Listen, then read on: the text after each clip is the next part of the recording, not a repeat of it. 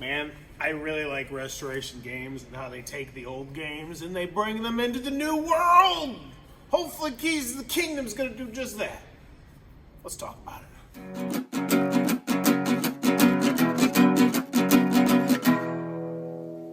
What does that even mean, Bowers Game Corner?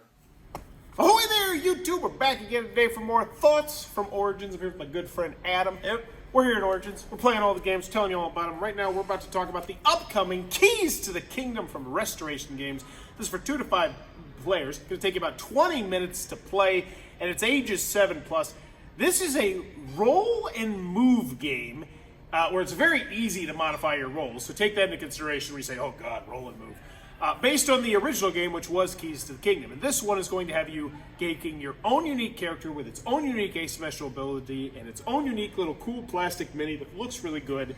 And you're going to be going around and exploring this big board. It's a pretty big sized board. But there's certain spots, if you go to the spots, you're going to, oh my gosh, flip over the board and make the board even bigger. So now it goes from 2 parts to there being 3 parts, because there's one here, one here, one here. And then, so there's a whole bunch of different spots you're going to be able to explore on this board. You can go on events, which will get you companions and get special items. You can go on different missions, and there's an adventure booklet, and there's all sorts of dice rolling. It's exciting, and it's fun. And I wrote down, it creates an amazing sense of wonder, which is what you want, because it's a children/family weight game. But then immediately after that, I put drags, because we played at 5 players, and I felt like that was a bit much. But what do you think about it? So was there anything in particular that I need to mention that you should? Because it's all dice modification. Yeah. I mean, you have all these cards in front of you that you can add or subtract 1, 2, 3, 4 from your dice roll. It's a D8. There's different events that you're going on. You're trying to get the 3 pieces of the key. So you got to go to a red event, a blue event, a green event. When you do go through the portal and you open up the board, there's different events on that section. But everyone also goes through the portal. Yeah, it's really fun to like flip everyone off of the board when you're flipping it over. Like if someone was about to get like that last little chunk of the key, and you go in there like whoop, they have to start on square one. They start back at the beginning with everybody else. Yeah. Now, one thing I do want to mention that's changed, because if you're an aficionado, a fan of the original, I guess there was like a creepy guy that chased you around, tried to kill you. That's no longer in the game. Instead, once you've gotten all the pieces of the key, you go through this cool wormhole, then you go into like this mini game section where it's like its own special spot that's on a sideboard, and it was interesting. And I will definitely say, I thought it was good. I thought it was a good family weight game. I don't think it's going to go over well 5 players. I think that is just too many. That's too many people. But I think if you had kids, and this is the big one, because this is not an adult game. Like some of the rest, like Downforce. Downforce is a great example. And I think Stop Thief as well, where it was enough game that gamers would enjoy as well. And while there is a good deal of dice modification, I don't think this is an adult game. And I don't think, if that's what you're thinking about for this game, I don't think it's going to be one that you probably get to the table too often. What do you think? Yeah, but I mean, an adult has to be there with a kid that's playing. Yeah, no. I'm talking about if you're thinking about this being the kind of thing you can play at game night, right, because you got the nostalgia, you got the feels. Like Downforce. You could play Downforce on a game night, no problem. Right. I don't think that's this. The downtime between turns was just at 5 players, yes. Yeah, but even players. Yeah. Well, here's the thing, because it's not like, oh, I can prepare for my turn and I can do it quickly. It's that the board might be freaking flipped over. Yeah, I'm going to this event, and then I get a booklet out and I read through the booklet to see what I'm gonna do. And like all the stuff is like on the board once you figure out what's in the book. The symbology. But like the guy was saying, he was like, oh, the flavor text in the booklet is, really fun. And that's it was. What a lot of the game is. The artwork was really well done, and I did the sense of wonder. And when I look at it from that perspective, like if you have kids and you're not playing this at 5 players, 4 players would be that long too. 80 minutes. Well, and it was cool. Like the key, you like piece it like puzzle pieces together. That was really neat. That was neat. There's a lot of neat. There's a lot of good. There's a lot, and I think it's a good game. I just don't think it's great. I will say the game does ramp up quite dramatically as you get more special abilities. But I don't know. It just didn't scratch the itch as much as I wanted to. What do you think? Right. Likewise.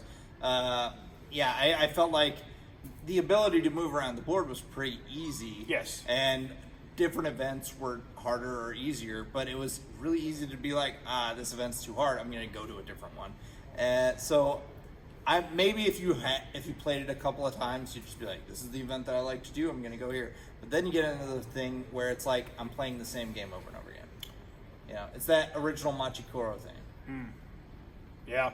I think the asymmetrical special abilities, though, I want to say, I like those. I thought they were unique. I thought they were different. I thought there were a lot of...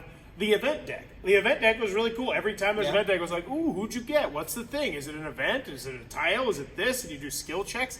And that, I think kids are really going to enjoy that a lot. It's just that downtime, as Adam mentioned. I worry about that a little bit.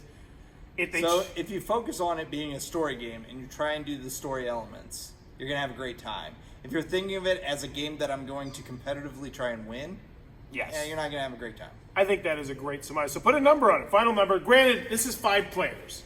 I do not think that is ideal in any way, shape, or form. I don't think anyone's like, that's my favorite player count of this. Yeah, I was not super hot on this. I have to say, like, a 6.8. 6.8, so almost good. Almost good, yeah.